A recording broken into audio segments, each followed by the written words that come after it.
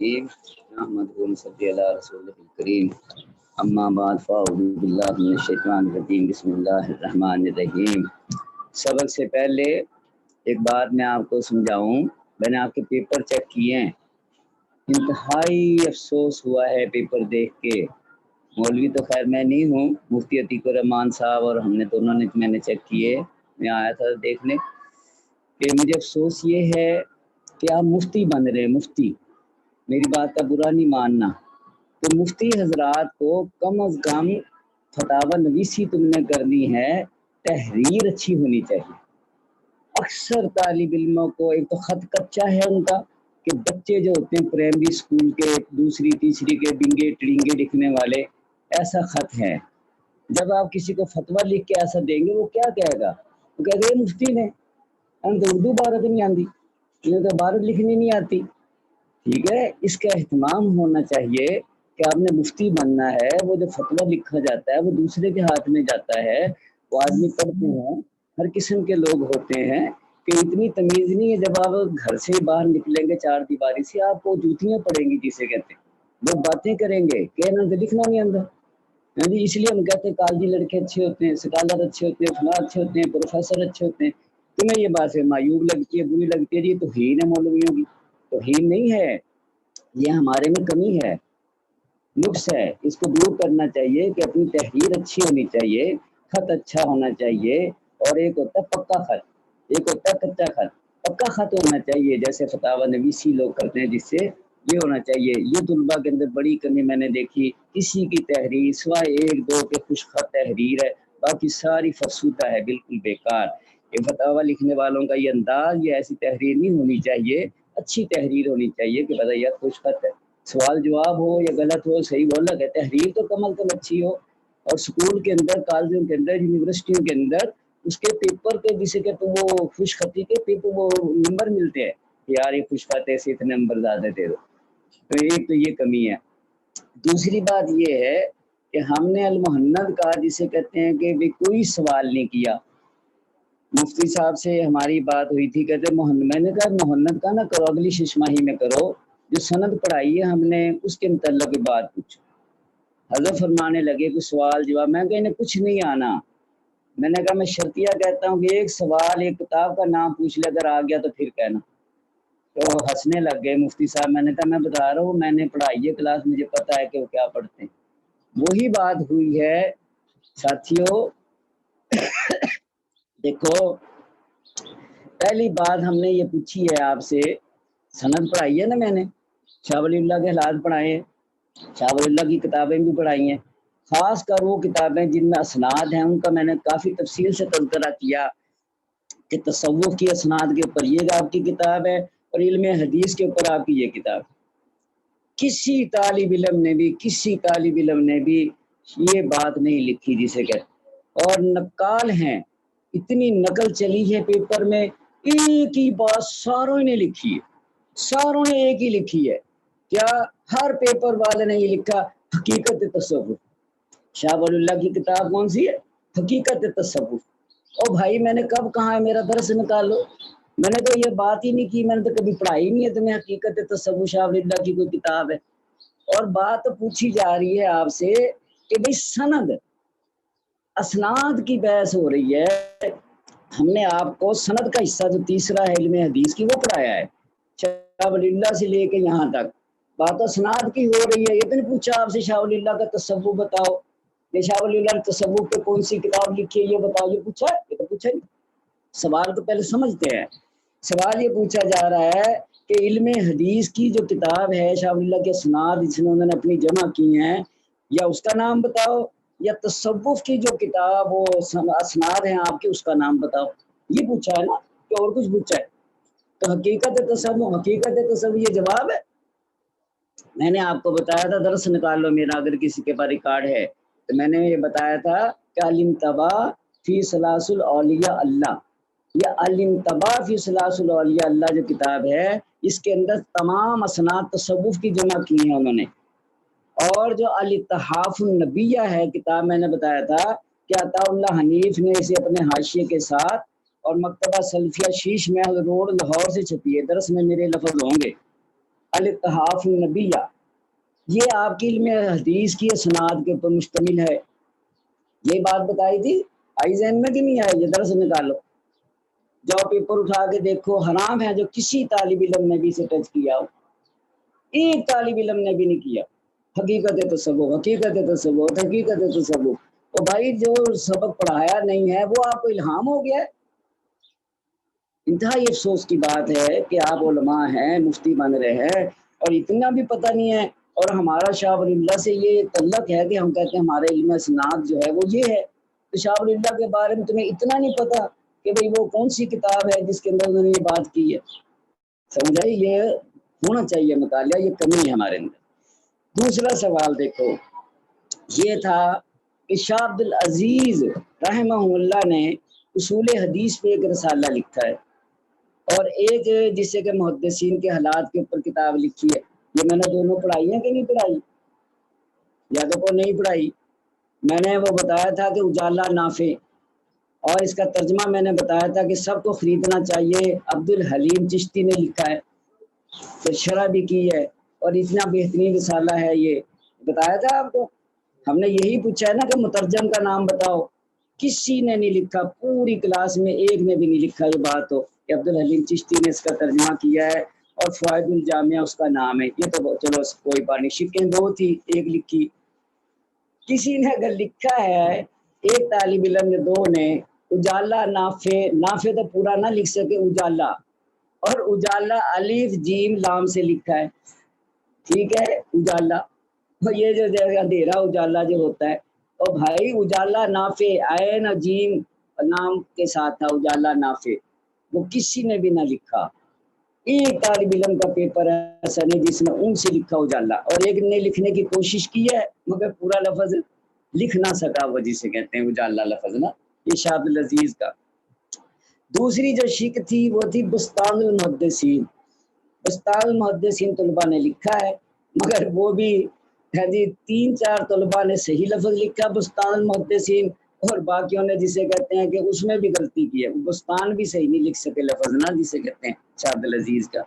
یہ شاہ عبد العزیز کے بارے میں بات تھی، جسے کہ بستان کا جواب صحیح دیا ہے، اور اجالا نافع اگر کسی نے لکھا تو اجالا جیم کے ساتھ لکھا ہے. ایسا نہیں ہونا چاہیے. اور جو وہ ترجمہ تشریح ہے اس کا تو ذکر ہی نہیں ہے. اب رہ گئے شاہ اسحاق. شاہ اسحاق کا میں نے پوچھا تھا 7 طلباء کا بتاؤ. ایک نے نقل ماری، دوسرے نے بھی وہی، تیسرے نے بھی وہی، چوتھے نے بھی وہی. شیر محمد، شیر محمد، شیر محمد. شیر محمد تو کوئی شاگرد ان کا شاہ اسحاق کا میں نے بتایا ہی نہیں آپ کو، ایک بھی نہیں بتایا. شیر محمد تو کوئی میرے سبق میں دیکھو. اتنی غفلت جسے کہتے ہیں، کیا کرتے رہتے ہو؟ موبائل چلاتے رہتے ہو یا ادھر اپنی گپیں مارتے رہتے ہو، سبق نہیں پڑھتے صحیح طرح. شیر محمد، شیر محمد، شیر محمد، شیر محمد لکھ دیا. کہیں بھی شیر محمد، یہ میرا سبق نکالو. اور شیخ محمد ہے، شیخ محمد تھانوی لفظ ہے، وہ شیخ کو شیر کر دیا سب نے. شیر محمد تھانوی ہے، اور ایک نے نہیں، ساروں نے پتہ نہیں ہے، کوئی ایک دوسرے کو بتاتے رہے ہیں شیر محمد، شیر محمد، شیر محمد، شیر محمد، شیر محمد. ویسے حقیقت تصوف لکھا ہے نا ساری کلاس نے، ایسی ساری کلاس نے ہر پیپر میں شیر محمد آپ کو ملے گا، جسے کہتے ہیں شیر محمد. شیر محمد تو ان کا کوئی شاگرد ہے ہی نہیں. اور میں نے یہ پوچھا تھا جن کا تعلق علماء دیوبند سے ہے، ایسے 7 شاگرد بتاؤ. 9 شاگرد تھے، میں نے 9 کا تعارف آپ کو کرایا تھا، اور میں نے جسے کہ اندر تھوڑا تھوڑا ٹچ بھی کہتے لو 7 ہم نے پوچھے کہ جو بالکل واضح تھے. ان میں کسی نے بھی سوال پورا نہیں لکھا،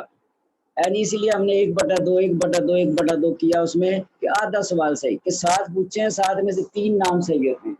کسی کے 1-2 طالب علم ایسے ہیں جنہیں 4 نام صحیح لکھ دیے ہیں، نہیں تو 3 نام بس. تو بھائی جسے کہتے ہیں کہ ویسے نعرے ہم اتنا مارتے ہیں، حسین احمد مدنی فلانا فلانا، دیوبند دیوبند، جرت مند دیوبند. بھائی نعروں پہ بھی ہے بس، آتا جاتا کچھ نہیں. تمہیں اپنی تاریخ کا نہیں پتا، تاریخ پڑھی نہیں ہے ذرا بھی. یہ کمی ہے ہمارے اندر. یہاں سے ایسے بن کے جاؤ کہ جسے کہتے ہیں کہ پتہ ہو کہ وہاں تخصص کیا ہے، فلان جگہ سے ہم نے پڑھا ہے. وہ کارن صاحب کا میں نے لکھا ہوا پڑھا ہے. کارن صاحب نے لکھا ہے کہ طالب علموں کو صرف نام بھی نہیں آتا. یہ کارن صاحب لکھ کے گئے جیسے یہ مدرسے کی بستی ہوتی ہے. سمجھ آ گئی؟ ایک ممتحن حضرات ایسا وہ دے کے جائے جسے لکھ کے جائے. کہ انہیں عبارت پڑھنی نہیں آتی، انہیں صرف نام کا نہیں پتہ، انہیں تفسیر کا کچھ نہیں پتہ، انہیں دیکھنے لگے۔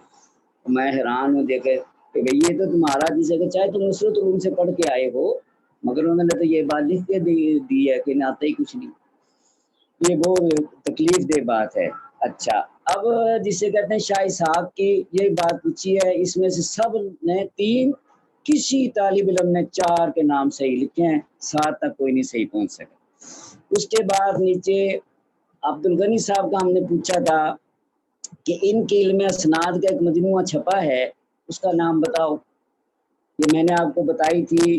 کہ جسے کہتے ہیں بہت اچھی کتاب ہے، اور جسے عربی میں ہے اور فلانی ہے، اور اس موضوع پہ ایک اچھی کتاب ہے۔ تو میں نے بتایا تھا جسے کہ یا ترہٹی آپ کا ایک شاگرد ہے، اس نے ایک کتاب لکھی ہے الیانی الجنی فی اسانید الشیخ عبدالغنی۔ میں نے کہا تھا اگر آپ کو پتہ رہتا تو تمام سند شاہ عبدالغنی کی اس میں موجود ہیں، اور ترہٹی نے لکھی ہے، اور مفتی شفیع صاحب نے اس کو شائع کیا تھا۔ یہ دارالاشاعت جب پاکستان بنا تو جسے کہیں جو ابتدائی کتابیں چھپی ہیں تو مفتی صاحب نے فوٹو کروا کے اپنے ادارہ رضی عثمانی دارالاشاعت سے چھاپا تھا اس کو۔ یہ میں نے سارا تعارف آپ کو کروایا تھا، الیانی الجنی فی اسانید الشیخ عبدالغنی۔ اور یہ بھی ساتھ بتایا تھا کہ بریلویوں نے اب ایک اور مجموعہ ایک سبق چھاپا ہے جو کہ الیانی الجنی نہیں ہے، دوسرا چھاپ دیا انہوں نے۔ کیوں چھاپا دوسرا؟ کہ وہ شاہ اسماعیل شہید کی جو فضیلت اور فضائل لکھے تھے اس مصنف نے، اور فضل خیر آبادی کا جو وہ ذکر کیا تھا وہ اس میں نہیں ہے، اس لیے انہوں نے شاہ عبدالغنی کی مشہور جو اسانید کا مجموعہ اس کو ہٹا دیا اور دوسرا چھاپ دیا جسے کہ اقبال مجدی نے۔ وہ کتاب بھی میں نے آپ کو دکھائی تھی، چھپی ہوئی کتاب جسے کہتے ہیں۔ اچھا، اس کے بعد پھر ہم نے آپ سے پوچھا کہ جسے کہ قاسم نانوتوی رحمۃ اللہ علیہ کے بارے میں، جسے کہتے ہیں کہ قاسم نانوتوی رحمۃ اللہ کی کوئی بات آپ نے جسے کہتے ہیں کہ صحیح نہیں لکھی۔ جسے کہ یہ پوچھا تھا کہ انہوں نے 2 کتابیں لکھی ہیں جسے کہتے ہیں تہذیب الناس کے دفاع میں، ان کا نام بتاؤ۔ اور پیپر اٹھا کے دیکھو کسی کو، حالانکہ میں نے آپ کو بتایا تھا کہ رد القول الفصیح حضرت کی کتاب ہے جو فصیح الدین جسے کہتے ہیں کہ کتاب جو تھی اس کی فصیح الدین کی، اس کے رد میں لکھی تھی حضرت نے۔ اور ایک کتاب مناظرہ عجیبہ، یہ بتائی تھی کہ نہیں بتائی تھی آپ کو؟ ہم وہ پیپر دیکھو یہ بالکل صاف ہے، کوئی جسے کہیں کہ اس طرف نہیں گیا جسے کہ۔ پھر اس کے بعد ہم نے تمہارے سے پوچھا کہ شیخ الہند رحمہ اللہ کی کتابیں بتاؤ۔ ٹھیک ہے، شیخ الہند کی کتاب ترجمہ قرآن، ترجمہ قرآن، ترجمہ قرآن۔ بہت کم طالب علم ایسے ہیں جنہوں نے یہ بات لکھی ہے ادلہ کاملہ، ایک کتاب کا نام لکھ دیا، کسی نے غلط اور کسی نے صحیح لکھا ہے اس کو بھی، یہ بھی ادلہ کاملہ بھی لکھنا نہیں آیا۔ اور ترجمہ قرآن سب نے بتایا، اور بھائی یہ کتابیں میں نے بتائی تھی، یہ بتائی تھی، اور میرا درس نکال کے دیکھو میں نے آپ کو کتنا شیخ الہند کی ہر کتاب کا تعارف کرایا تھا۔ آسن القرا کا میں نے آپ کو بتایا تھا، الجہد المقل کا میں نے آپ کو بتایا تھا، اور افادات محمود کا بتایا تھا، اور اس کے علاوہ جسے کہتے ہیں ایضاح الادلہ کا میں نے آپ کو بتایا تھا، اور مختصر المانی کا حاشیہ میں نے آپ کو بتایا تھا کہ نہیں؟ اور تصحیح محمود میں نے آپ کو بتائی تھی۔ یہ درس میں دیکھو ہے کہ نہیں ہے؟ وہ ساری جسے کہ کافور اور پتہ ہی نہیں ہے، ادلہ کاملہ یا ترجمہ قرآن، ادلہ کاملہ ترجمہ قرآن۔ اب نیچے آ جاؤ، علامہ انور شاہ۔ علامہ انور شاہ کی ہم نے پوچھا ہے حیات مسیح پہ، اور گنجائش بھی دی تھی کہ یا یہ بتاؤ یا حضرت مدنی کی کتاب بتاؤ۔ حضرت مدنی کی کتاب کے 2 ساتھیوں نے نام صحیح لکھے، 2 صحیح لکھے ہیں نام، اور یا جسے کہیں گے 3-4 یا طالب علم ایسے ہیں، 5 ہوں گے میرا خیال، جس نے علامہ انور شاہ کی کتاب کا نام صحیح لکھا ہے، ٹھیک ہے، عقیدۃ الاسلام، اور اس کا حاشیہ جو تھا تحیۃ الاسلام۔ جی یہ طلباء نے بھائی جواب 2 صحیح لکھے ہیں، علامہ انور شاہ والا کی کتاب کا نام صحیح ہے، اور یہ 1 نے 2 نے حضرت مدنی کی کتاب کا نام صحیح لکھا ہے جسے کہتے ہیں۔ آپ سے یہ پوچھا ہم نے، یہ سند میں ہے کہ نہیں، ہماری سند ہے کہ نہیں ہے؟ سند کے رجال بھی ہیں، سند بھی ہے، اور کوئی بات آپ سے ایسی نہیں پوچھی گئی جو میں نے پڑھائی نہ ہو، یا میں نے آپ کو لکھوائی یا پڑھائی نہ ہو یا کچھ۔ جی مفتی صاحب کو میں نے بتایا ہے، جی وہ سارے ساتھی یہی کہنے لگے یہ دیکھو کارن صاحب یہ لکھ کے دے کے گئے ہیں۔ تو وقت پورا کرنا ہے تو دیکھو سند بھی مل جائے گی آپ کو، انعام بھی مل جائے گا، سند ہو جائے گی، سارا کچھ ہو جائے گا، یہ باتیں تو الگ ہیں۔ مقصد یہ ہے مفتی کا نام بھی آپ کے ساتھ لگ جائے گا، کہ مفتی بھی آپ بن گئے، مگر یہ ہے کہ بیٹا صلاحیت ہونی چاہیے، آدمی کے اندر صلاحیت ہو۔ درخت اپنے پھل سے پہچانا جاتا ہے، جسے کہتے ہیں کہ کہاں کے پڑھے ہوئے ہو، کہاں کے تم آدمی ہو، جسے کہتے ہیں پتہ لگے کہ یہ فلاں جگہ کا طالب علم ہے یا فلاں جگہ اس نے تخصص کیا ہے اور وہاں مفتی صاحب سے سند لی ہے۔ یعنی علمی لیاقت ہونی چاہیے آدمی کے اندر، دفعہ وقتی نہیں ہونی چاہیے بس چلو بھائی سنتیں میلی جا رہی ہیں، نہیں یہ نہیں ہونا چاہیے۔ ہاں جی، علم کا جو جسے کہ ہے وہ طریقہ کار، ہاں جی وہ پڑھیں آپ کتاب جسے کہ علامہ ابن عبد البر اندلسی کی بیان العلم و فضل ہی، بیان العلم و فضل ہی پڑھو، علامہ ابن عبد البر اندلسی کی کتاب، تاکہ تمہیں پتہ لگے جسے کہتے ہیں کہ کیا معاملہ کیا نہیں۔ اور اس کی تلخیص جو ہے ابوالکلام آزاد کے سیکرٹری تھے عبدالرزاق، انہوں نے کی ہے اس کتاب کی تلخیص، اور اردو العلم والعلماء ادارہ اسلامیات نے اس کو شائع کیا ہے اور پوری کتاب کو شائع کیا ہے، جسے کہتے ہیں یہ پروگریسر بریلویوں نے جسے کہتے ہیں بیان العلم و فضل ہی۔ چل بھائی بھارت پڑھی میں نے آپ کو کہہ دیا ہے، میں ہر سال یہ بات کہتا ہوں جسے کہتے ہیں کہ بھائی پیپر چیک کرنے کے بعد آپ کو بری لگے یا اچھی لگے، میرا فرض ہے بتانا آپ کو کہنا۔ چلو ہاں بتاؤ کیا وضاحت کرنی ہے۔ بتایا گیا تھا کہ پیپر اس کا نہیں آئے گا۔ ہاں میں آپ کو بات بتاؤں، یہ پچھلے سال بھی بات ہوئی، مفتی نے کہا میں آپ کو بات بتاتا ہوں، مفتی نے یہ بات کہی، میں نے کہا کہ پچھلے سال یہ بات ہوئی تھی جی ہم تو جی المحند رٹ رٹ کے تھک گئے، المحند میں سے تو پیپر ہی نہیں آیا، تو میں نے کہا تم المحند کا آپ کے کوئی سوال نہ کرو، اگلی ششماہی میں کرنا، اب صرف سند کی بات کرو، سند کا آنا چاہیے۔ دوسری یہ بات یہ ہے کہ پیپر آئے گا نہیں، جو بھی سبق پڑھایا جاتا ہے پیپر تو اس کے ہوں گے، مفتی صاحب کہتے ہیں میں تو بتاتا ہوں، اب اگر نہیں بتایا تو یہ مفتی کا ناظم کا قصور ہے، میں پوچھ لوں گا ان سے، طلباء نے یہ بات کی ہے کہ بھئی آپ نے بتایا نہیں کہ پیپر آئے گا کہ نہیں آئے گا، سمجھ آ گئی ہے؟ ہاں تو یہ ہونا چاہیے، جسے کہتے ہیں بتانا چاہیے پہلے سے کہ جو سبق پڑھایا ہے یا پڑھا ہے اس کا جسے کہتے ہیں ہوگا۔ پھر بھی میں نے صرف 2 لڑکوں کو فیل کیا ہے، میرا جہاں تک خیال ہے 2 کو، کہ انہوں نے تو کچھ بھی نہیں لکھا نا، باقی ساروں کو جسے کہتے ہیں تھوڑے تھوڑے نمبر دیے ہیں، جسے کہ جی کوشش کی ہے نکل ہی جائیں، مگر 2 نے تو بالکل کچھ نہیں لکھا، کچھ بھی نہیں، سمجھ آئیے، پتہ نہیں 3 ہے یا 2 ان کو فیل کیا ہے، جسے کہتے ہیں بالکل، کہ اتنا بھی تمیز نہیں ہے کہ کوئی بات لکھیں یا کچھ کریں، کوئی بات نہیں۔ اور اس کی بھی نظر میں نے کی ہے، چلو یہ تو آپ کی بات میں نے چھوڑ دی، میرا پیپر اور حجت اللہ کا ساتھ ساتھ ہی تھا، اس کا حشر بتاؤں آپ کو، حجت اللہ تو زاہد نے پڑھائی ہے نا، زاہد الراشدی صاحب نے پڑھائی ہے کہ نہیں؟ ہاں اس میں تم کتنا لائق نکلے ہو، جسے کہتے ہیں وہ بھی میں دیکھ دیکھ کے حیران ہوں، تو جسے کہتے ہیں کہ تمہیں یہی نہیں پتا کہ شاہ ولی اللہ کیا کہنا چاہتا ہے اور سوال والا کیا پوچھ رہا ہے اور تم لکھ کیا رہے ہو۔ یہ تو میرے پیپر کا تو چھوڑو، حجت اللہ کی بات میں کرتا ہوں، میں نے حجت اللہ کا اور ہمارا پیپر ساتھ ہے، حجت اللہ بھی میں نے دیکھی، اکثر جگہ سے میں نے وہ پڑھا ہے، اس وہ ریاست مدینہ کا کیا مسئلہ اور فلاں، کیا تم لکھتے ہو، کیا پڑھا حجت اللہ، بس وہ ان کی تقریر سنی اور بس دماغ ادھر سے سنی ادھر سے نکال دی، ادھر سے سنی ادھر سے نکال دی۔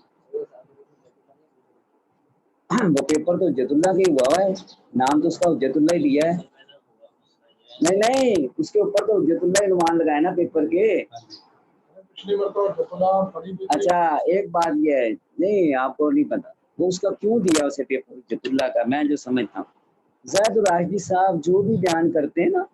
وہ یوں سمجھو کہ وہ حجت اللہ میں ہوتا ہے، جو اسلام کا سیاسی نظام ہے اور یا جو شاہ ولی اللہ کے افکار ہیں انہی کو وہ لے کے بنیاد بنا کے وہ فرع جسے کہ اپنی کرتے ہیں، وہ ہوتی وہ اس میں شاہ صاحب کی کتابوں میں ضرور ہے۔ یہ جو شاہ صاحب کی انہوں نے اس دن بات کی مراکش کی اور دوسری چیزوں کی، شاہ صاحب نے تو جسے کہتے ہیں اس دور میں یہ بات سمجھائی ہے کہ اسلام کا نظام جو ہے وہ کسی نہ کسی شکل میں یوں رہے گا یوں رہے گا، سمجھ آئیے، ایسی بات نہیں ہے، اس لیے اس کو انہوں نے کیونکہ وہ اسرار شریعت ہوتے ہیں یا وہ مفکر ہیں وہ بات وہ کر دیتے ہیں، اس لیے اسے حجت اللہ کہہ دیا ہوگا۔ میں نے تو یہ بات کی تھی، اسی بات صحیح ہے کہ اب تو حجت اللہ انہوں نے نہیں پڑھائی، اور میں تمہارے کو اسی لیے آیا تھا کہ وہ کہتے ہیں احکام پڑھا رہے ہیں، میں نے کہا چلو یہ تو بہت اچھا ہے، میں بھی سبق سنا کروں گا ان کے اتوار کا، تو میں نے جب اس دن سبق سنا میں نے مفتی کو کہا، میں نے کہا تو طاہر صاحب کے افکار ہیں سمجھ آئی؟ جو ان کا طریقہ کار ہے وہ احکام کی آیات منتخب کر کے تو نہیں پڑھا رہے، کہنے لگے نہیں پیر جی ایسے ہی پڑھا رہے۔ اب مجھے تو یہ بتایا تھا کہ احکام القرآن پڑھا رہے ہیں نا، میں تو سمجھ رہا جیسے تصاص کا احکام القرآن ہے، یا جسے کہتے ہیں تفسیرات احمدیہ ہے کہ کوئی آیت منتخب کی اور اس کے اوپر جو فقہی احکام ہے وہ بتا رہے ہیں، وہ تو کیونکہ وہ نہیں البتہ مفکر ہیں زاہد صاحب، اصل جو ہے نا مفکر ہیں، اور جو مفکر ہوتا ہے اگر آپ نے اس کی تعریف پڑھی ہے، مفکر کا کام ہوتا ہے اسلام کے اور مسلمانوں کے اجتماعی مسائل کے اوپر گفتگو کرنا، اور مسلمانوں کا جو انحطاط ہوتا ہے یا مسلمانوں کو جو درپیش مسائل ہوتے ہیں، مفکر کا کام یہ ہوتا ہے کہ اپنی فکر سے یا اپنے فہم سے، یا اللہ نے اسے فراست اتنی دی ہوتی ہے کہ وہ مسلمانوں کو قبل از وقت آگاہ کرتا ہے کہ یہ تمہارے پہ عذاب آنے لگا ہے، مجھے نظر آ رہا ہے، مجھے مصیبت نظر آ رہی ہے، اور اگر تم نے ایسے کیا تو یوں ہو جائے گا، ٹھیک ہے۔ اور اگر وہ کسی عذاب میں مبتلا ہو تو مفکر بتاتا ہے کہ عذاب سے نکلنے کا اس وقت یہ طریقہ ہے، میرے نزدیک یہ بات ہے، اس طرح بچاؤ اسلام کا ہو سکتا ہے، نہیں تو نہیں۔ تو یہ جو فکر ہوتی ہے یہ بہت کم لوگوں میں ہوتی ہے، خدا داد صلاحیت ہوتی ہے۔ ہمارے ابو الحسن علی ندوی کے بعد کوئی اتنا بڑا بھی مفکر نہیں ہے جی، دنیا کا عالمی سطح کا جو مفکر گزرا ہے ہمارے طبقہ علماء دیوبند میں، وہ ابو الحسن علی میاں ندوی ہوا ہے، اس لیے ان کا مفکر اسلام کہتے ہیں۔ اور ان کا مفکر ہونا یہ نہیں کہ ہم نے مان لیا دیوبندیوں نے یا ندوے والوں نے مان لیا، نہ نہ، عالمی سطح پہ پوری دنیا میں ان کو مفکر مانا گیا ہے، پوری دنیا میں مانا گیا کہ یہ آدمی مفکر ہے۔ تو حضرت کی تحریریں آپ دیکھیں نا، کوئی اتنی وہ شیخ الحدیث یا محدث کے انداز میں نہیں ہے، آپ کی ساری تقریریں ہی ہیں، یا عربی میں ہیں یا انگلش میں ہیں یا اردو میں ہیں، انہیں کی کتابیں بنی ہوئی ہیں۔ تو حضرت جو تقریر کرتے تھے اس میں وہ آنے والی آفات مصیبتیں مسلمانوں کی بتا دیتے تھے، اور جسے کہ دوسری ہوتا، اور وہ صحیح ہوتی تھی، نہیں سمجھے؟ اس لیے عرب حضرات، دوسرے حضرات، ابو الحسن کا ہر آدمی نے اپنا بنایا ہوتا ہے۔ مدینہ یونیورسٹی کے بھی یہ رکن تھے، مکہ یونیورسٹی کے بھی تھے، ساؤتھ یونیورسٹی کے بھی تھے، ریاض یونیورسٹی کے بھی تھے، یعنی جامعہ ازہر کے بھی تھے۔ کوئی دنیا کی بڑی یونیورسٹی نہیں تھی جس کے یہ رکن نہ ہوتے ہوں، اور کوئی فقہی جسے کہتے ہیں کہ وہی ادارہ یا وہ مجلس ایسی نہیں تھی کہ دور حاضر کے مسائل پہ جس میں تحقیق اور اس کے یہ رکن نہ ہو۔ تو ابو الحسن جو تھے ایسی شخصیت اللہ نے پیدا کی تھی کہ جیسے کشف ہوتا ہے کہ فوراً وہ بات بتا دیتے کہ بھائی میرے نزدیک یوں ہو رہا ہے، اور لوگ توجہ سے سنتے تھے کہ ابو الحسن نے یہ بات کہی ہے کہ کب پوری ہوگی، ٹھیک ہے؟ یہ مفکرانہ بات ہوتی ہے۔ اور ابو الحسن سے پہلے ابو الکلام تھے، ابو الکلام آزاد، ٹھیک ہے؟ جمعیت علماء ہند والے ابو الکلام آزاد کی عادت تھی، فوراً بات بتاتے تھے کہ یہ بات ہو جائے گی اس طرح۔ اور ہمارے دیوبندی طبقے میں عبید اللہ سندھی تھے، ہاں عبید اللہ سندھی کی عادت یہ تھی کہ کہتے تھے پتہ نہیں کشف ہوتا ہے نہیں کیا ہوتا ہے کہ وہ پہلی بات کہہ دیتے ہیں یوں ہو رہا ہے، مجھے ایسے نظر آ رہا ہے، وہ ایسے ہی ہو جاتا تھا۔ تو ہمارے زاہد الراشدی صاحب یہ مفکر ہیں، ٹھیک ہے؟ ہاں ان کی سوچ الحمدللہ بڑی ہے، اور فوراً بات جو مشورہ دیتے ہیں، بات دیتے ہیں، وہ ہوتی تقریباً صحیح ہے کہ یار یہ اگر اس طرح کرو گے یوں ہو جائے، یہ بات یوں ہوگی تو یوں ہوگی، ٹھیک ہے؟ حالانکہ دو تین باتیں کرتے ہیں مگر وہ سوچ ایسی پاکیزہ ہے کہ وہ بات صحیح ہوتی ہے، یعنی اس کو مفکرانہ سوچ کہتے ہیں نا، ہاں یہ مفکرانہ سوچ ہے ان کی، اور وہ اپنی سوچ کے مطابق سے بات کرتے ہیں۔ اس لیے حجت اللہ کی جو بات ہے اس کا یہ خلاصہ ہے، یوں سمجھو۔ وحید اللہ بھی ایسی ہے کہ شاہ ولی اللہ رحمہ اللہ کی سارے جو وہ کشف الہام اور اللہ نے جو ان کے دل میں باتیں ڈالی ہیں وہ انہی میں گفتگو کرتے ہیں ساری۔ پڑھی ہے کہ نہیں آپ نے کتابیں شاہ ولی اللہ کی؟ پڑھی ہے کوئی؟ ہاں تھوڑا سا، ہاں چلو جتنی بھی پڑھی ہے، بہرحال وہ بات ختم ہوگی تو سبق پڑھا لو اپنا۔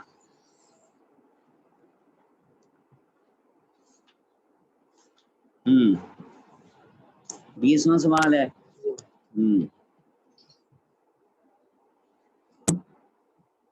بسم اللہ الرحمن الرحیم۔ 20واں سوال، کیا آپ کا یہ عقیدہ ہے کہ نبی صلی اللہ علیہ وسلم کا علم زید، بکر اور چھپاؤں کے علم کے برابر ہے، یا اس قسم کے غلط نظریات سے آپ بری ہیں؟ اور کیا شیخ اشرف علی تھانوی نے اپنے رسالہ حفظ الایمان میں یہ مضمون لکھا ہے یا نہیں؟ اور جو شخص یہ عقیدہ رکھے آپ کے نزدیک اس کا کیا حکم ہے؟ جواب، میں کہتا ہوں کہ یہ بات بھی اہل بدعت کا ایک بہتان اور جھوٹ ہے کہ ان لوگوں نے کلام کے معنی بدل ڈالے اور کینہ و بغض کے بنا پر حضرت تھانوی متضلع کی مراد کے خلاف ظاہر کیا۔ اللہ ان لوگوں کو ہلاک کرے، یہ کہاں پلٹے جا رہے ہیں۔ اصل بات یہ ہے کہ شیخ علامہ تھانوی نے ایک چھوٹے سے رسالہ حفظ الایمان میں 3 سوالوں کے جوابات دیے ہیں جو آپ سے پوچھے گئے تھے۔ پہلا سوال قبروں کو سجدہ تعظیمی کرنے کے متعلق تھا، دوسرا سوال قبروں کا طواف کرنے کے متعلق تھا، تیسرا سوال یہ تھا کہ سیدنا رسول اللہ صلی اللہ علیہ وسلم کی ذات کو عالم الغیب کہنا جائز ہے یا نہیں۔ شیخ تھانوی کے جواب کا خلاصہ یہ ہے کہ عالم الغیب کہنا جائز نہیں ہو، تعبیر ہی سے کیوں نہ ہو، کیونکہ اس میں شرک کا وہم ہوتا ہے، جیسا کہ اسی وہم کی وجہ سے قرآن کریم میں صحابہ کرام رضی اللہ عنہم کو راعنا کہنے سے اور صحیح مسلم کی حدیث میں غلام اور بندے کو عبدی یا آمدی کہنے سے منع کیا گیا ہے۔ اصل میں بات یہ ہے کہ اصطلاح شریعت میں مطلق غیب وہی ہوتا ہے جس پر کوئی دلیل نہ ہو اور وہ بغیر کسی واسطہ و وسیلہ کے حاصل ہو۔ چنانچہ اللہ تعالیٰ فرماتے ہیں کہ پیغمبر کہہ دو کہ اللہ کے سوا آسمانوں اور زمین میں کسی کو بھی غیب کا علم نہیں۔ نیز ارشاد ہے کہ اگر مجھے غیب کا علم ہوتا تو میں خون فلانیاں جمع کر لیتا۔ اس کے علاوہ اور کئی آیات موجود ہیں۔ نیز اگر تعبیر کے ذریعے آپ علیہ السلام کو عالم الغیب کہنا جائے سمجھا جائے تو لازم آئے گا کہ اللہ کی صفات مخصوصہ مثلا خالق رازق مالک معبود وغیرہ کا اطلاق بھی اسی تعبیر کے ذریعے مخلوق پر صحیح ہے۔ نیز لازم آتا ہے کہ دوسری تعبیر کی وجہ سے اللہ تعالیٰ سے عالم الغیب ہونے کی نفی کرنا درست ہو، اور وہ تعبیر یہ ہے کہ اللہ تعالیٰ بالواسطہ اور بالعرض عالم الغیب نہیں۔ تو کیا کوئی عقل مند دیندار شخص اس تعبیر کی وجہ سے اللہ کے عالم الغیب ہونے کی نفی کو جائز کہہ سکتا ہے؟ اللہ کی پناہ ہرگز نہیں۔ پھر یہ کہ اگر بقول سائل حضور علیہ السلام کو عالم الغیب کہنا درست ہے تو ہمارا اس سے سوال یہ ہے کہ اس غیب سے آپ کی کیا مراد ہے؟ یعنی غیب کی ہر چیز کا علم یا بعض مغیبات کا علم، چاہے وہ جو بھی ہو۔ اگر بعض غیب مراد ہو تو اس میں آپ صلی اللہ علیہ وسلم کی خصوصیت تو باقی نہ رہی، کیونکہ بعض غیب کا علم اگرچہ تھوڑا ہی کیوں نہ ہو زید عمر بلکہ ہر بچے اور دیوانے بلکہ تمام حیوانات اور چھپاؤں کو بھی حاصل ہے، کیونکہ ہر شخص کو کسی نہ کسی ایسی بات کا علم ہے جو دوسروں کو معلوم نہیں ہوتی۔ اگر سائل کے نزدیک بعض غیب جاننے کی وجہ سے کسی کو عالم الغیب کہنا جائز ہے تو لازم آتا ہے کہ وہ مذکورہ بالا تمام چیزوں پر عالم الغیب کے اطلاق کو جائز قرار دے۔ اگر سائل اس اطلاق کو درست سمجھتا ہے تو پھر عالم الغیب ہونا حضور علیہ السلام کے کمالات نبوت میں سے نہ رہے گا، کیونکہ اس صفت میں سب شریک ہو جائیں گے۔ اگر سائل اس اطلاق کو درست نہیں سمجھتا تو پوچھا جائے گا کہ اس فرق کی کیا وجہ ہے۔ یقیناً سائل کبھی بھی وجہ فرق بیان نہیں کر سکے گا۔ شیخ تھانوی کا کلام مکمل ہوا۔ محترم قارئین اللہ آپ پر رحم کرے، آپ شیخ تھانوی کا کلام ملاحظہ فرمائیں، اس میں اہل بدعت کے جھوٹ کا نشان تک آپ کو نہ ملے گا۔ اللہ کی پناہ، یہ کیسے ہو سکتا ہے کہ کوئی مسلمان رسول اللہ صلی اللہ علیہ وسلم کے علم کو زید بکر اور چھپاؤں کے علم کے برابر سمجھے، بلکہ شیخ تھانوی تو الزامی طور پر یہ فرما رہے ہیں کہ جو آدمی بعض غیب جاننے کی وجہ سے آپ صلی اللہ علیہ وسلم کو عالم الغیب کہنا جائز سمجھتا ہے تو اس پر لازم آتا ہے کہ وہ تمام انسانوں اور چھپاؤں کو عالم الغیب کہنا بھی جائز سمجھے۔ کہاں یہ اصل حقیقت اور کہاں وہ علمی برابری جس کا بہتان اہل بدعت نے تھانوی پر باندھا ہے۔ جھوٹوں پر خدا کی لعنت ہو۔ یقیناً تو پختہ یقین ہے،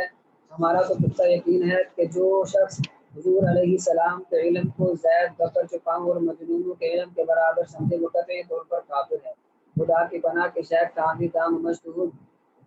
ایسی بےہودہ بات فرمائی، یہ تو بڑی ہی عجیب بات ہے۔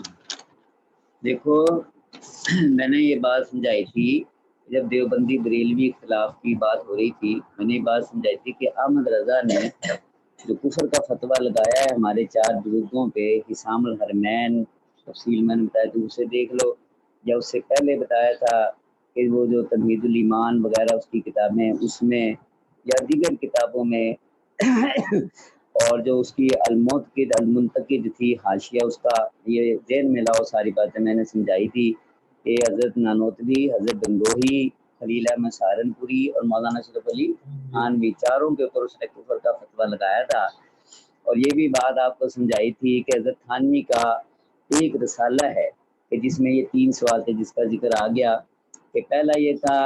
کہ بھئی جسے کہتے ہیں کہ بھئی اللہ تعالیٰ کے علاوہ کسی کو سجدہ کرنا ہے وہ روا کہ نہیں ہے، ہم نے کہا نہیں رہی، اس پہ کوئی اعتراض نہیں ہے بریلویوں کو، میں نے یہ سمجھائی تھی۔ دوسرا تھا کہ قبر کا طواف، کہ خانہ کعبہ کے علاوہ کسی بزرگ کی قبر کا طواف کرنا جائز ہے کہ نہیں، حضرت نے کہا نہیں، یہ مخصوص ہے خانہ کعبہ کے ساتھ، بریلویوں کے اس کے اوپر بھی اعتراض نہیں۔ چوتھا یہ تھا کہ آپ کی ذات، وہ تیسرا کہ آپ کی ذات مقدسہ پہ عالم الغیب کا اطلاق کرنا درست ہے یا کہ نہیں، تو حضرت نے جو اس کا جواب دیا، احمد رضا کو اس کے اوپر اعتراض ہے اور اسی کی وجہ سے اس نے کفر کا فتویٰ آپ کے اوپر جسے کہ لگا دیا تھا۔ حضرت تھانوی حیات تھے، حضرت تھانوی کی یہ کتاب جو ہے حفظ الایمان، یہ پڑھی ہے آپ کے سامنے، اس کا جسے کہتے ہیں کہ جو نام ہے، کیا نام ہے پورا، یہ لو ہاں، کیا مطلب ہے اس کا؟ ایمان کی حفاظت کجی اور سرکشی سے۔ اچھا، یہ لکھیے، یہ چھوٹا سا رسالہ ہے، پمفلٹ ہے جسے 16 صفحے کا، تو اس میں 3 سوالوں کے جواب تھے، اور جب یہ جسے کہ منظر عام پہ آئی تو کفر کا فتویٰ جب لگا تو حضرت تھانوی رحم اللہ یاد تھے، تو پھر مناظروں کی بحثیں چلی، اعتراض جواب اشکال، حضرت کو پھر جسے کہ مرتضیٰ حسن چاند پوری نے ایک استفتاء بنایا، جب یہ دیکھا کہ احمد رضا مناظرہ نہیں کر رہا، 2-3 دفعہ مرتضیٰ حسن چاند پوری دہلی بھی گئے اور جگہ بھی گئے، آؤ بھی مقابلے پہ، تو حضرت نہیں آئے، کہہ دیا جی اشرف علی تھانوی میرے سے مناظرہ کرے، حضرت بھی تیار ہو گئے تھے، اور اداس ساری بلند شہر کی چھپی ہوئی ہے، وہ بھی آپ دیکھ سکتے ہیں، وہ سمجھ رہا تھا کہ حضرت تھانوی صوفی ہیں اور مناظرے کے لیے تیار نہیں ہوں گے، جب انہوں نے بات کی تو حضرت لکھ کے بھیج دیا کہ میں تیار ہوں اور جسے کہ میں آ جاؤں گا مناظرے کے لیے، تو جب یہ بات ہوگی کہ آ جاؤں گا، پھر وہ مسئلہ خراب ہوا تو بلند شہر کا مناظرہ ہو نہ سکا، تو اس کے بعد مرتضیٰ حسن چاند پوری نے حضرت کو جسے کہتے ہیں کہ 4 سوال لکھے کہ آپ کے بارے میں یہ بات ہو رہی ہے اور آپ کے اوپر اس طرح کفر کا فتویٰ لگایا جا رہا ہے، تو آپ نے کیا ایسی کوئی بات کی ہے یا آپ کی کسی کتاب میں کسی میں یہ بات آئی؟ حضرت نے جو اس کا جواب دیا ہے، یہ وہ دوسرا رسالہ ہے بسط البنان، یہ بسط البنان جو ہے، یہ جو مرتضیٰ حسن چاند پوری تھے، شیخ الہند کے شاگرد ہیں، آپ کے خلیفہ ہیں، اور مناظر اعظم تھے، ابن شیر خدا کہتے تھے ان کو، اور مبلغ دارالعلوم دیوبند تھے، اور اتنے بڑے مجاہد آدمی اور جسے کہ بہادر تھے کہ بریلوی سے بات کرنے کے لیے سکونت بریلی میں رکھ لی تھی انہوں نے، یہ بھی بات میں نے آپ کو بتائی تھی کہ جب احمد رضا بات کرے یا اس کا بیٹا بات کرے تو میرے سے کرو، کہ اپنا چاند پور چھوڑ کے بریلی میں جا کے سکونت اختیار کر لی اس بات کے لیے کہ میرے سے بات کرو، جسے کہتے ہیں وہ کسی کو ہمت نہیں ہوئی بات کرنے کی یا آپ سے مناظرہ کرنے کی، تو پھر آپ نے جب یہ سوال کیا تو حضرت نے بسط البنان لکھ دیا اور ان کی چاروں کی جسے کہتے ہیں کہ جواب بھی دے دیا، اور اس میں بھی یہ بات لکھ دی کہ نہ میں نے ایسی بات کی ہے، نہ میرے کبھی ایسا خیال گزرا ہے، اور میں ایسی شخص کو خود کافر کہتا ہوں جسے کہتے ہیں کہ میں نے ایسی بات نہیں بھی کی، اور جو میں نے لکھا ہے اس کا مطلب یہ ہے، تو جب سائل اپنی مراد متعین کر دے پھر اعتراض ختم ہو جاتا ہے، حضرت حیات ہیں اور بات کر دی، مگر احمد رضا نے تو کوئی ایسی چیز سامنے نہیں آئی لکھی، تو کہتے ہیں اس نے اس کے بیٹے پھر اور اس کے خلیفہ سامنے آئے اور انہوں نے جسے کہتے ہیں کہ حضرت کے خلاف بسط البنان کے خلاف وقعات السنان 3 جلدوں میں لکھی، اور جسے کہتے ہیں کہ ادغاء السنان ایک کتاب لکھی، اور جس کے قہر الوجدان ایک کتاب لکھی گئی، اور حضرت تھانوی کو گلی سڑی جو بھی گالیاں دی، تو اگر اس کے نمونے دیکھنے ہیں گندی زبان کے تو اس میں آپ کو مل جائیں گے، تو مگر انہوں نے اس بات کو تسلیم نہ کیا۔ پھر حیدرآباد دکن میں جسے کہتے ہیں کہ بعض آدمی تھے، تو انہوں نے کہا کہ حضرت آپ کی بات ہے تو بالکل صحیح، مگر یہ ہے کہ یہ لوگ ایسے ٹکر گئے ہیں، تو آپ تو جسے کہتے ہیں ایسے آدمی ہیں، ضدی نہیں ہے کچھ نہیں، اگر اس عبارت کو ایسے بدل دیا جائے تو میرا خیال ہے کہ بہت صاف اتنا ختم ہو سکتا ہے، اور مسلمانوں کا جو یہ اتفاق اتحاد پارا پارا نہ ہو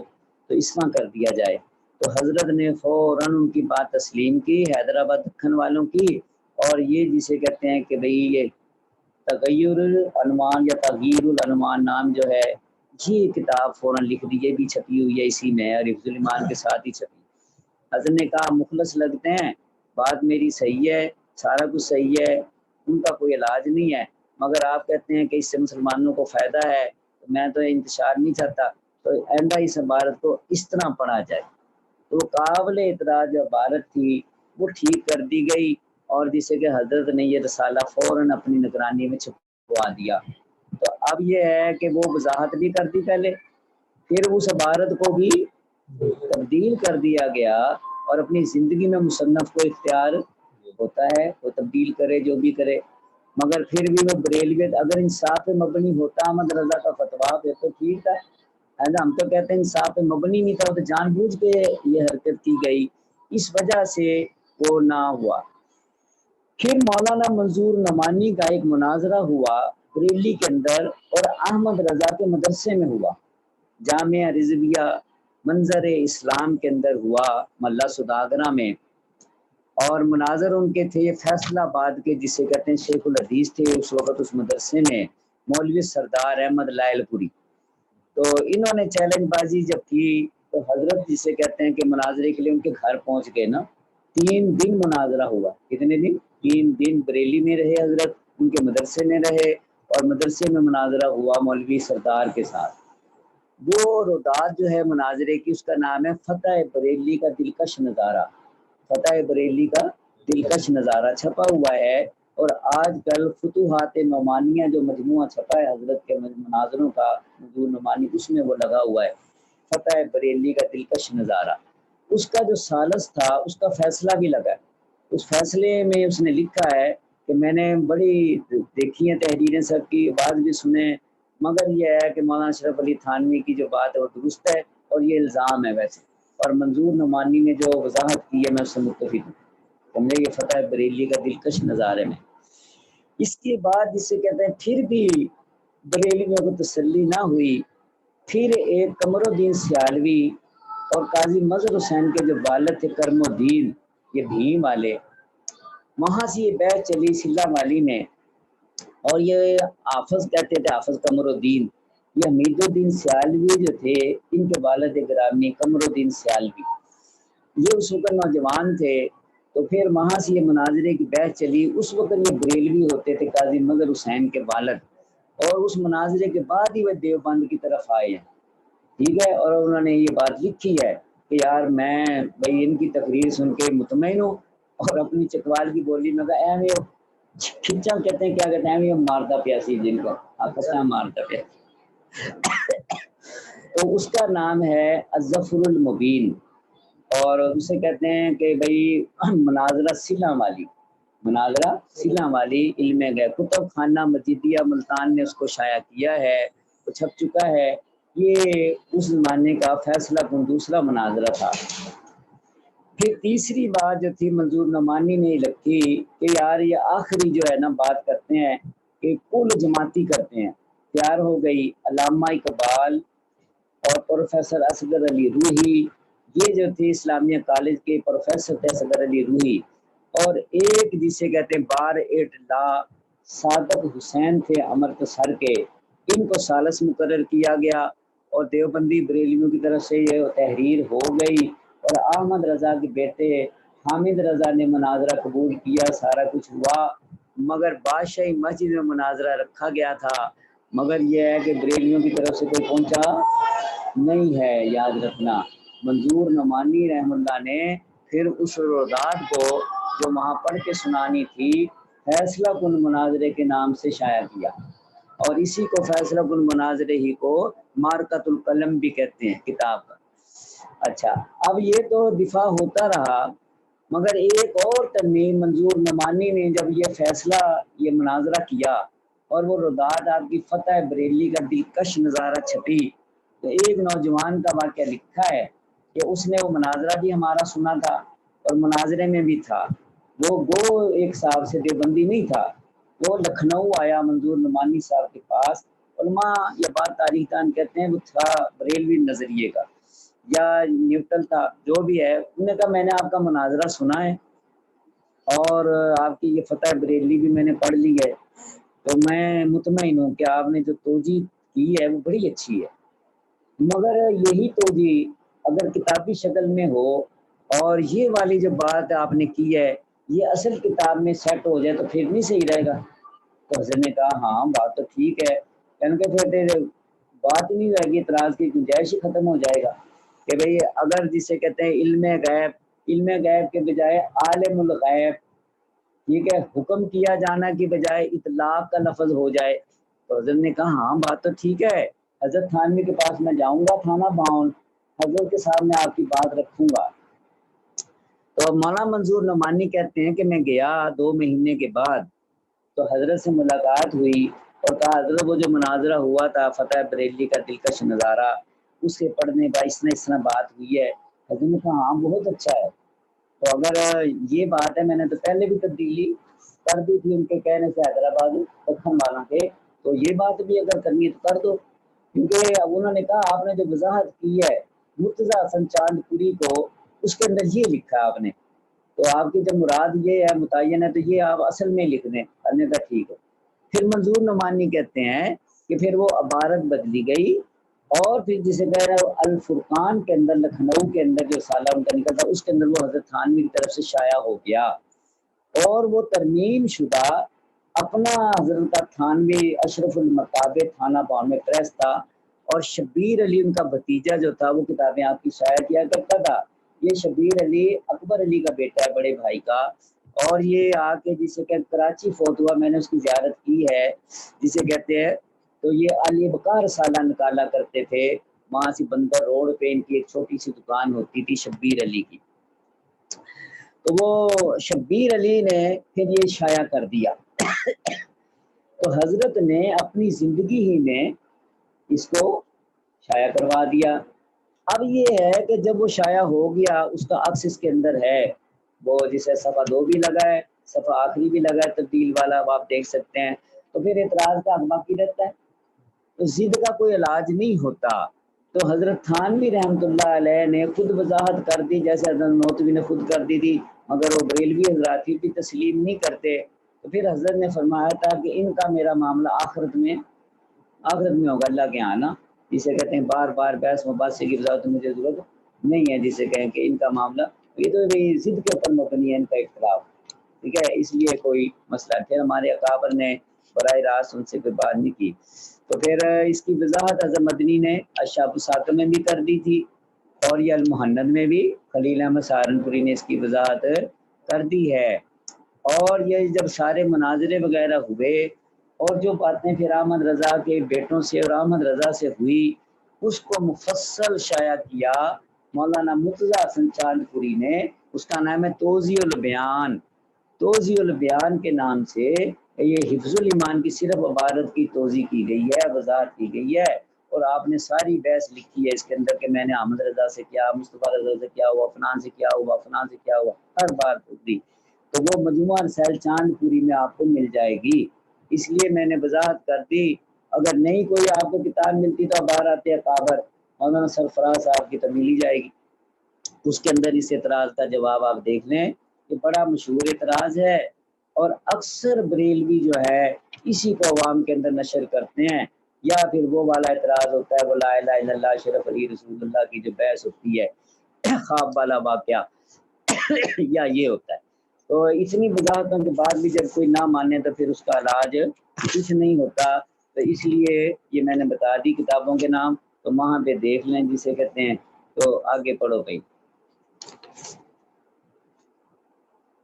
21واں سوال، کیا آپ اس بات کے قائل ہیں کہ آپ صلی اللہ علیہ وسلم کی ولادت باسعادت کا تذکرہ شرعاً کبھی بدعت سیئہ و حرام ہے،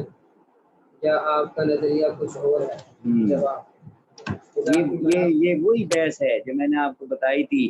وجہ تعلی براہین قاطعہ، ٹھیک ہے، اور انوار ساتیہ اور میلاد کی بحث، جب یہ اختلاف ہوا میلاد کا، یہ اسی سے متعلقہ بحث ہے، اور براہین قاطعہ کی جسے کہتے ہیں کہ عبارت کی وضاحت ہوگی اس میں، وہ آپ دیکھ لیں، چلو پڑھو۔ جواب، خدا کی پناہ، ہم تو کیا کوئی مسلمان بھی ایسا نہیں کہہ سکتا کہ آپ صلی اللہ علیہ وسلم کی ولادت با سعادت کا ذکر، بلکہ آپ کے نالین کی بے غبار اور سواری کے بول کا تذکرہ کبھی بدعت سیئہ یا حرام ہے، بلکہ ہمارا نظریہ تو یہ ہے کہ وہ تمام احوال جن کا حضور صلی اللہ علیہ وسلم کی ذات بابرکات سے ادنا سا تعلق بھی ہے، ان کا تذکرہ کرنا ہمارے نزدیک انتہائی پسندیدہ اور اعلیٰ درجے کا مستحب ہے، خواہ ذکر ولادت شریفہ ہو یا آپ کے گول و براز، نشست و برخاست یا اور بیداری و خواب کا تذکرہ ہو، جیسا کہ ہماری کتاب براہین قاطعہ میں کئی مقامات پر صراحتاً موجود ہے، اور ہمارے مشائخ کے فتاوی مثلا مولانا احمد علی سہارنپوری شاگرد رشید شاہ محمد اسحاق دہلوی ثم المہاجر المکی کے فتاوی میں مذکور ہے۔ ہم اس جگہ مولانا احمد علی سہارنپوری علیہ الرحمہ کا فتویٰ عربی میں ترجمہ کر کے نقل کرتے ہیں تاکہ پتہ چل جائے کہ اس بارے میں ہمارے اسلاف کا کیا عقیدہ ہے۔ مولانا رحمہ اللہ نے نبی کریم صلی اللہ علیہ وسلم کی ولادت کے تذکرہ کی مجلس کے متعلق سوال کیا گیا تو یہ کس طریقے سے جائز ہے، کس طریقے سے ناجائز؟ تو مولانا نے جواب دیا کہ سیدنا رسول اللہ صلی اللہ علیہ وسلم کی ولادت شریفہ کا ذکر خیر و برکت کا باعث ہے، جبکہ صحیح روایات کو ایسے واقعات میں بیان کیا جائے جن میں کوئی عبادت واجب نہ ہو، ان کیفیات کے ساتھ ہو جو صحابہ کرام رضی اللہ عنہم اور ان اہل قرون ثلاثہ کے طریقے کے خلاف نہ ہو، جن کے خیر ہونے کی گواہی جناب رسول اللہ صلی اللہ علیہ وسلم نے دی ہے، ایسے عقائد کا بیان ہو جن سے شرک اور بدعت کا خدشہ نہ ہو،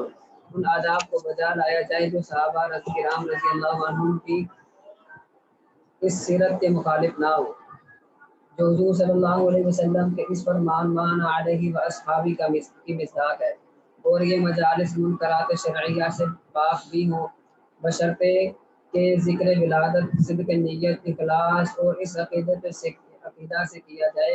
کہ یہ بھی جملہ اذکار حسنہ میں سے ایک ذکر حسن ہے جو کسی خاص وقت کے ساتھ مخصوص نہیں۔ جب ذکر ولادت اس طرح ہوگا تو ہمارے خیال میں کوئی مسلمان بھی اس کے غیر مشروع یا بدعت ہونے کا فتویٰ نہ دے گا۔ اس فتویٰ سے معلوم ہوا کہ ہم حضور علیہ السلام کی ولادت شریفہ کے تذکرہ کے منکر نہیں بلکہ ان ناجائز امور کے منکر ہیں جو اس طرح کی مجالس میں شامل ہو گئے ہیں، جیسا کہ ہندوستان کی مجالس مولود میں آپ نے خود دیکھا ہے کہ موضوع اور من گھڑت روایات بیان کی جاتی ہیں، مردوں عورتوں کا اختلاف ہوتا ہے، چراغاں اور دوسری زیب و زینت پر فضول خرچی کی جاتی ہیں، اس مجلس کو واجب سمجھا جاتا ہے اور جو شخص اس میں شریک نہ ہو اس پر گانے کس کے کفر کا فتویٰ لگایا جاتا ہے۔ اس کے علاوہ اور بھی بے شمار منکرات ہیں جن سے شاید ہی کوئی مجلس خالی ہو۔ اگر کسی مجلس میں یہ منکرات نہ ہوں تو اللہ کی پناہ ہم یوں کہیں کہ ولادت شریفہ کا ذکر کرنا ناجائز و بدعت ہے۔ نیز کسی مسلمان کے بارے میں کیسے گمان کیا جا سکتا ہے کہ اس نے ایسی بری بات کی ہے؟ خلاصہ یہ ہے کہ یہ بات بھی جھوٹے ملحد دجال لوگوں کی طرف سے ہم پر بہتان ہے۔ اللہ ان لوگوں کو رسوا کرے اور خشکی و تری اور نرم و سخت زمین پر ان پر غضب نازل کرے۔ اب اس مسئلے میں آ رہا ہے ربیع الاول،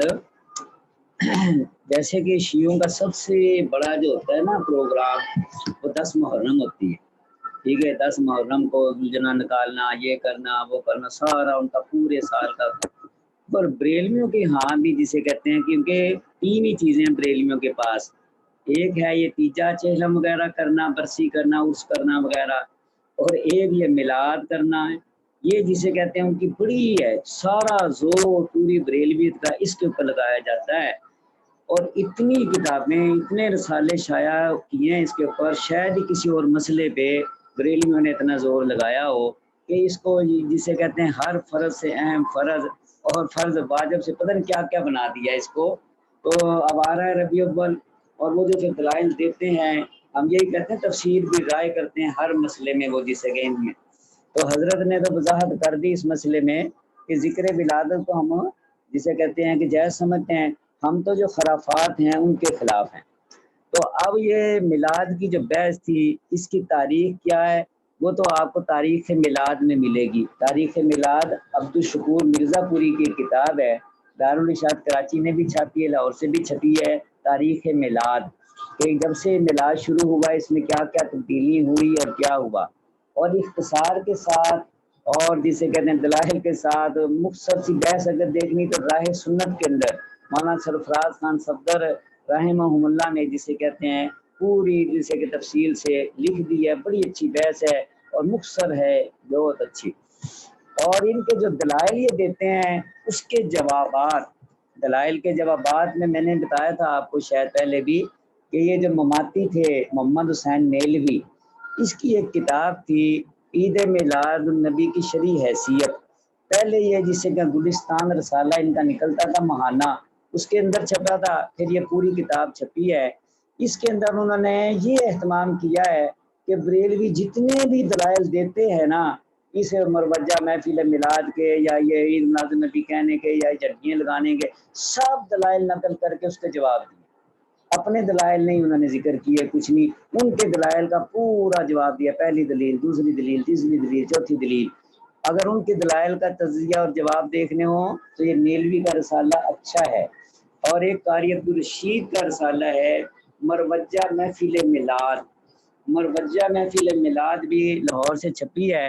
اس کے اندر خاص کر وہ جو حوالے دیتے ہیں نا اکابر کے، کدی شاہ ولی اللہ کرتے تھے، مجدد صاحب کرتے تھے، آپ کے حاجی امداد اللہ کرتے تھے، ان کے جوابات ہیں مروجہ محفل میلاد میں. باقی یہ جو ایوب قادری کا مناظرہ ہوا تھا وہ ہاٹ کے اندر، اس کو ساجد نقشبندی نے شائع کیا ہے. اچھا ہے اس میں مواد، جسے کہتے ہیں جو شروع میں انہوں نے مقدمہ لکھا ہے وہ اچھا ہے، پڑھنے کے قابل ہے. وہ بھی آپ دیکھ سکتے ہیں کہ بھئی بریلویت کا جسے کہتے ہیں انداز کیا ہوتا ہے اور وہ کس طرح جسے کیا کرتے ہیں. ہونا یہ چاہیے کہ ایک بحث نہیں ہوتی، بحث یہ ہے کہ الگ الگ شکوں کے اوپر جسے کہتے ہیں بات کرنی چاہیے. بھئی ایک تو اس سے پہلے 12 وفات کہتے تھے، تو 12 وفات اسلامی کیلنڈر میں کس نے تبدیل کرائی، اور 12 وفات کے بعد ربیع الاول کا لفظ کس نے شامل کروایا؟ وہ بریلویوں کی سوانح نمبری میں لکھا ہے کہ وہ نور بخش توکلی نے کروایا، نور بخش توکلی نے کروایا. اور مولوی فیروز الدین لاہوری جو تھے انہوں نے کروایا کہ انہوں نے گورنمنٹ کو، انگریزوں کو درخواست دی اور کہا کہ 12 وفات کا لفظ کینسل کیا جائے جنتری میں سے اور کیلنڈر میں سے، اور ربیع الاول اس کا لکھا جائے. وہ مانتے ہیں، ان کے سوانح میں لکھا ہے کہ یہ کوشش جو ہے یہ کس نے کی ہے؟ نور بخش توکلی نے کی ہے، اور ان کی وجہ سے یہ ہوا. نہیں تو پہلے سارے ہندوستان کے لوگ 12 وفات کہتے تھے اس کو نا، جسے ربیع اول تبدیل انہوں نے کرایا. جلوس کب نکلنا شروع ہوا؟ مولانا سرفراز صاحب نے لکھا تھا کہ دلی دروازے پہ ایک جسے کہیں وہ لگا ہوا ہے جسے کہتے ہیں کہ بھئی بورڈ، اس پہ لکھا ہے بانی جلوس فلاں فلاں آدمی عنایت قادری. تو جب میں نے یہ پڑھا تو میں دیکھنے کے لیے گیا کہ حضرت نے جو لکھا ہے وہ بورڈ لگایا کہ نہیں لگا ابھی. تو جب میں گیا دیکھنے جب بھی وہ بورڈ لگا ہوا تھا، اور شاید اب بھی لگا ہو کہ جب آپ جسے کہیں کہ بھئی دلی دروازے آئیں گے، لنڈے بازار سے نکلو تو سامنے دلی دروازہ ہے، تو دلی دروازے کے اوپر ایک بورڈ لکھا ہے اور اس کے اوپر لکھا تھا بانی جلوس عید میلاد النبی عنایت قادری صاحب. تو حضرت فرماتے تھے کہ اس کے تو جلوس والا ہمارے سامنے مرا ہے جس نے جلوس جاری کیے. احمد رضا کی زندگی میں تو جلوس نہیں نکلتا تھا 12 وفات کا. پھر یہ جی جھنڈیاں لگانا اور یہ جسے کہ کیک کاٹنا فلانا فلانا بڑا ہی بحثیں ہیں. یہ ساری بحثیں نا، وہ تو کہتے ہیں ہم خوشی مناتے ہیں اور خوشی منانے میں ساری باتیں جائز ہے. نہیں، اس کو کیا سمجھتے ہو، اس کو کیا سمجھتے ہو، چراغوں کو کیا سمجھتے ہو، فلاں کو، اس کوئی دلیل ان کے پاس بنتی نہیں ہے. اور ہمارے لوگ جسے کہتے ہیں کہ گفتگو کرتے ہوئے کتراتے ہیں، بات نہیں کرتے کیونکہ مطالعہ نہیں کیا ہوتا. اس لیے تمام شکوں پہ الگ الگ جسے کہ تیاری ہونی چاہیے اور اچھا جسے کہ مطالعہ ہونا چاہیے کہ یہ بدعت ہے کہ نہیں ہے، اور بدعت کون سی چیز ہے، ہم کون سی چیز کو بدعت کہتے ہیں، اور ہمارے اکابر نے یہ جسے کہ جو حکم لگایا اس کا مطلب کیا ہے. تو آپ کو ساری بات سمجھ آ جائے گی یہ جب آپ کتابیں پڑھیں گے اور جسے کہ میلاد کی بحث آپ پڑھیں. البتہ جب سے یہ شروع ہوئی تھی نا، بادشاہ نے کیونکہ شروع کی تھی، اس وقت سے یہ بات میں نے پہلے بھی بیان کی تھی کہ 2 گروپ تھے. بعض صوفیاء یا بعض جسے کہتے ہیں کہ جو لوگ تھے وہ کہتے تھے کوئی بات نہیں، کیونکہ یہ اصل میں عیسائیوں کے مقابلے میں شروع کی تھی، کیونکہ وہ جو مصر کا علاقہ تھا یا عراق کا علاقہ تھا اس کے ساتھ عیسائی بھی رہتے تھے، اور وہ عیسیٰ علیہ السلام کا جنم دن منایا کرتے تھے، عیسیٰ علیہ السلام کی پیدائش مناتے تھے بڑی دھوم دھام سے. اور وہ جو بادشاہ تھا وہاں کا جی مظفر قبری، اس نے جسے کہتے ہیں کہ اپنی حکومت کو وہ مضبوط کرنے کے لیے انہیں کہا عیسائی مناتے ہیں ہم اس سے بھی زیادہ منائیں گے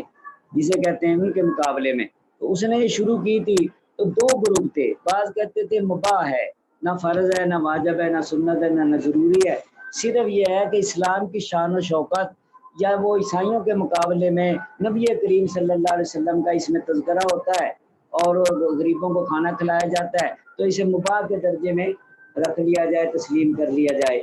तो दूसरा जो ग्रुप था वो ये देख रहा था कि बादशाह की कोई ईजाद की हुई चीज़ फर्ज वाजिब नहीं होती, ज़रूरी नहीं होती, इसलिए आज इसे हम मुबाह के दर्जे में रखें, कल को लोग इसको दीन बना के उस वक्त से बिदअत कहते आ रहे हैं। हम जो हैं दूसरे ग्रुप में, वो जो उस वक्त से बिदअत कह रहे हैं कि बादशाह की ईजाद की बात है, जिक्र विलादत अलग चीज़ है और हजूर का तज़किरा सीरतुन नबी बयान करना दूसरा ये अलग है, और ये वाला जो खास मुरवजा ये अलग है, दूसरे लोग मुबाह है। ये जो बरेलवी हजरात हैं इस बात से मुगालता देते हैं कि देखो जब से ये शुरू हुई है और बादशाह ने ये शुरू की है, ये बात मानते हैं कि बादशाह ने शुरू की। हम कहते हैं कि वो बादशाह ऐसा ऐसा था, अच्छा नहीं था, वो कहते नहीं जी बड़ा अच्छा था। उसकी अच्छाई गुलाम रसूल सईदी ने शरह मुस्लिम के अंदर जहाँ मिलाद की बहस की है वह लिखी है कि मौलाना सरफराज साहब ने जो कहा कि वो शराब करता था, ये था, वो था, ऐसा था, कहते नहीं नहीं वो बड़ा नेक था, बड़ा नमाजी था, बड़ा मुत्तकी था, बड़ा परहेजगार था और उसने ये ईजाद किया। और भाई ये तस्लीम तो तुमने भी कर लिया कि बादशाह ने ईजाद की है ये चीज़ जिसे कहते हैं। तो हमारे बुजुर्गों ने जिसे कहते हैं कि कहा कि बिदअत है और उन्होंने क्या कहा मुबाह है। तो मुल्ला अली कारी तक के वो हवाले पेश करते हैं कि देखो जी मुल्ला अली कारी ने इस पे किताब लिखी है, अल्लामा सयूती ने इसके ऊपर 2 रिसाले लिखे हैं, फलां बुजुर्ग ने लिखा है, फलां बुजुर्ग ने लिखा है। और भाई जिसने भी लिखा है किसी ने भी फर्ज वाजिब जरूर नहीं कहा या उसके मुनकर के ऊपर कोई हुक्म नहीं लगाया, तो मुबाह के दर्जे में बात थी। तो जब हालात बदल गए, तुमने मुबाह के दर्जे से इसकी तरक्की कर दी, तो हमारे लोगों ने भी फतवा लगाने में या हुक्म लगाने में सख्ती कर दी जिसे कहते हैं। तो बहस मिलाद की सारी वहाँ पे आप देखें जिसे कहते हैं कि तारीख मिलाद में या मौलाना सरफराज साहब की किताब में आगे बहस एक जो आएगी वो भी मिलाद से मुतल्लिक़ है। तो मिलाद की बहस मैंने आपको बता दी है। और ये बात मैंने तफसील से बयान की थी कि सबसे पहले ये जो मिलाद की बहस है ये हाजी साहब की बात है, जो है ना, हाजी साहब के मरीदों में इख्तलाफ हुआ। तो हाजी इमदादुल्लाह महाजर मक्की के बारे में एक किताब शाया हुई है, नवादर इमदादिया, बरेलवियों ने शाया की है, किताब महल से शाया हुई है, उससे आपने मुगालता नहीं खाना, याद रखना। देखो हाजी साहब हमारे खाते में है, बरेलवी भी हमारे ही खाते में डालते हैं कि देवबंदियों के पीर मुर्शद हैं। हम ये कहते हैं कि हाजी साहब मिलाद के कायल थे, पहले हाजी साहब मिलाद के कायल थे और क़याम के भी कायल थे। तो जब दोनों बातों के कायल थे तो वो जिसे कहते हैं इसको पसंद करते थे। हमारे हज़रत गंगोही ने जब देखा कि भाई ये कबाहत है तो उन्होंने कहा कि दुरुस्त नहीं, मौलाना अहमद अली ने भी कहा दुरुस्त नहीं, सब ने कहा। तो वो बहस जो निकली थी फतावा जिसे कहते हैं मिलाद और फिर अनवार सातिया बराहीन कातिया, तो वो जितने भी खतूत हैं वो नवादर इमदादिया में वो बरेलवियों के हक में हैं और मिलाद के हक में है, क़याम के हक में है। ऐसे लगता है कि हाजी साहब जो हैं देवबंदियों के मुखालफ हैं और उनकी तायद कर रहे हैं। उसके बारे में हम ये कहते हैं कि जो खतूत हमारे पास हैं और हमारे अकाबर ने अपनी किताबों में हाजी साहब की तायदी जो चीज़ें शाया की हैं, हमें उन पे एतमाद करना चाहिए, ना कि बरेलियों वाले खतूत पे एतमाद करना चाहिए। दूसरी बात यह है कि हजरत खुद नहीं लिखते थे, ये ज़हन में रखें कि हजरत खुद नहीं लिखते थे। तो बेदल के नाम अब्दुल समी रामपुरी बेदल के नाम जितने खतूत हैं जो शाया किए गए, नसार ने शाया किए, नवादर इमदादिया, वो सारे के सारे मनव्वर अली लिखने वाला था। उसके अंदर 2 खाते हैं, एक शेखुल हिंद के नाम है और मौलाना खलील अहमद बेठवी के नाम है, और एक खत मुफ्ती अजीजुर रहमान उस्मानी के नाम है, फतावा दारुल उलूम देवबंद वालों का। फिर आगे जाके खुद तरदीद उसकी कर रहे हैं कि वो जी अजीजुर रहमान ने खुद लिखा है। और भाई जिसे कहते हैं ये बात नहीं है। वो मनव्वर अली जो था वो आपका कातिब था, वो मुतशद्दिद बरेलवी किस्म का आदमी था, और वो वहाँ हिजाज के अंदर जितने लोग आपके चारों पासे थे जिसे कहे हल्के में, वो अक्सर वो थे जो मिलादी थे, मिलाद वाले थे। तो हजरत का दोनों को ये समझाना था कि मेरे दोनों मुरीद हैं और मेरे हल्के के मुरीदों में इख्तलाफ हो गया, मैं इख्तलाफ को पसंद नहीं करता, मैं लिहाजा इख्तलाफ को पसंद नहीं करता। ان کو بھی تنبیہ کرتے تھے، ان کو بھی منع کرتے تھے، ان کو بھی تنبیہ کرتے، ان کو بھی منع کرتے تھے۔ اور حضرت نے پھر یہ شرح فیصلہ ہفت مسئلہ جو لکھی ہے، میں نے بتایا تھا کہ یہ بھی اشرف علی تھانوی کی لکھی ہوئی ہے۔ اس وقت حضرت تھانوی بھی قائل تھے، حاجی صاحب نے وہ حضرت گنگوئی کے سمجھانے سے وہ رجوع کر لیا تھا، اور پھر انہوں نے رجوع جو کیا وہ طریقہ مولود کے نام سے شائع کر دیا تھا، وہ چھپا ہوا حضرت کا مولود کا طریقہ۔ اور تذکرۃ الرشید کو جب آپ پڑھیں گے تو حضرت کا تھانوی کا رجوع اس میں ملے گا کہ حضرت گنگوہی سے اتفاق کر لیا کہ نہیں آپ کی بات مجھے سمجھ آ گئی ہے، اب میرا نقطہ نظر یہی ہے، اور جو میں اس میں خوبیاں یا بہتری سمجھ رہا تھا وہ آپ کو جس سے کہ سمجھ اب میرا یہی عقیدہ ہے۔ تو حضرت نے اس کے ساتھ اتفاق کر لیا تھا، تو وہ اس سے ثابت ہوتا ہے کہ حضرت خود لکھتے ہی نہیں تھے، ٹھیک ہے، جو بات ہے بات سمجھا دی اور اس لکھنے والے نے اپنی مرضی سے لکھ دیا۔ وہ سارے خطوط جو ہے نوادر امدادیہ میں وہ جسے کہ بریلویوں کے نے شائع کیے ہیں اور وہ بریلویوں کے ہی نام ہیں، اس میں علماء دیوبند کے خلاف باتیں پائی جاتی ہیں، اور میلاد اور قیام کی اس بات ہے بریلوی اس کو دھڑا دھڑ شائع کرتے ہیں، دیکھو جی حاجی صاحب یہ کہتے ہیں۔ او بھائی ہمارے حضرت مولانا سرفراز صاحب نے راہ سنت میں 2-3 جگہ یہ بات لکھ دی ہے، اور اپنی کتاب اتمام البرہان میں بھی لکھی ہے کہ حاجی امداد اللہ مہاجر مکی کا حوالہ دینا بے سود ہے۔ حاجی امداد اللہ کوئی دلیل شرعی کا نام نہیں ہے، اور جو دلیل شرعی ہوتی ہے اس کو جسے کہتے ہیں کہ خراب نہیں کیا جاتا، بلکہ صوفی کے قول کو جسے کہ یا تعویل کیا جائے گا یا اس کو ہم چھوڑ دیں گے، نہ کہ شریعت کو چھوڑ دیں گے اس کے قول کی وجہ سے۔ یہ اصول احمد رضا کے ہاں اور ہمارے ہاں مسلم ہے کہ بھئی صوفی کی بات کی تعویل ہوگی، مولوی کی بات کی تعویل ہوگی، شریعت کا حکم وہ جسے کہ قائم رہے گا۔ تو حاجی صاحب کی بات حضرت جیسے گنگوئی نے فرمائی تھی کہ حاجی صاحب کی دکان پہ جو چیز ملتی ہے وہ ہم حاجی صاحب سے خرید لیتے ہیں، جو حاجی صاحب کی دکان پہ نہیں ملتی کہیں اور سے خرید لیتے ہیں، جسے کہتے ہیں اس میں کیا ہے۔ اب بریلوی ایک بات کرتے ہیں کہ جی پیری مریدی کی ہوئی، پیری مریدی تو وہ ہوتی ہے اصل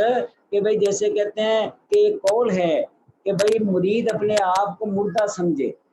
اور یہ سمجھے جیسے کہ وہ گسالے کے ہاتھ میں ہے، اور اس کی توجیہ یہ کی گئی ہے تصوف کی کتابوں میں بات لکھی ہے کہ وہ جو مر جاتا ہے مردہ ہوتا ہے، جب اسے وہ گسالہ غسل دیتا ہے وہ ایسے کرے الٹا کرے سیدھا کرے بٹھائے نہ رہے پانی ہو کر کچھ نہیں۔ پیر ایسا ہوتا ہے کہ جیسے کہ وہ جسے کہ وہ غسل دینے والا، اور جو مرید ہوتا ہے وہ میت کی مشابہ ہوتا ہے۔ تو وہ کہتے ہیں حاجی صاحب سے پھر یہ اختلاف کرتے رہے، حاجی صاحب کی بات نہیں مانتے تھے، کیا پیری مریدی ہے دیوبندیوں کی، یہ اعتراض کرتے ہیں۔ ہم اس کا جواب یہ دیتے ہیں کہ یہ تو تمہارے اندر بھی پائی جاتی ہے۔ قبلہ گولڑوی رحمۃ اللہ علیہ کے بارے میں لکھا ہے مہر منیر کے اندر، اور دوسری کتابوں میں آپ کو ملے گا کہ وہ مسئلہ خلافت پہ اختلاف ہو گیا اپنے پیر خانے سے، تو وہ 2 سال اپنے پیر کے عرس پہ بھی تشریف نہیں لے کے گئے، وہ مسئلہ خلافت کے بارے میں اپنے پیر سے اختلاف کر لیا انہوں نے کہا نہیں جو پیر کا موقف ہے وہ درست نہیں ہے جسے کہتے ہیں، اور میرا موقف یہ ہے۔ تو ہم کہتے ہیں یہ تو بڑی مثالیں ملتی ہیں ایسی، آپ کی کتابیں بھری پڑی ہیں تذکروں کی کہ اپنے پیر سے اختلاف کیا گیا جسے کہ، اور پیر میرے علی شاہ نے جسے کہ اختلاف کیا اپنے پیر خانے سے کتاب موجود ہے۔ اگر ہمارے کسی بزرگ نے حاجی امداد اللہ سے اختلاف کر لیا تو یہاں بھی گنجائش ہے جسے کہ یہ نہیں کہ نہیں ہے۔ تو اس میلاد کے مسئلے میں حاجی صاحب کی بات کو بہت سوچ سمجھ کے آپ نے نوٹ کرنا ہے، اور جو مفتی جمیل احمد تھانوی نے شرح کی ہے شرح فیصلہ مسئلہ اس پہ اعتماد کرنا ہے۔ ہاں جی باخر دعوانا الحمد للہ رب العالمین۔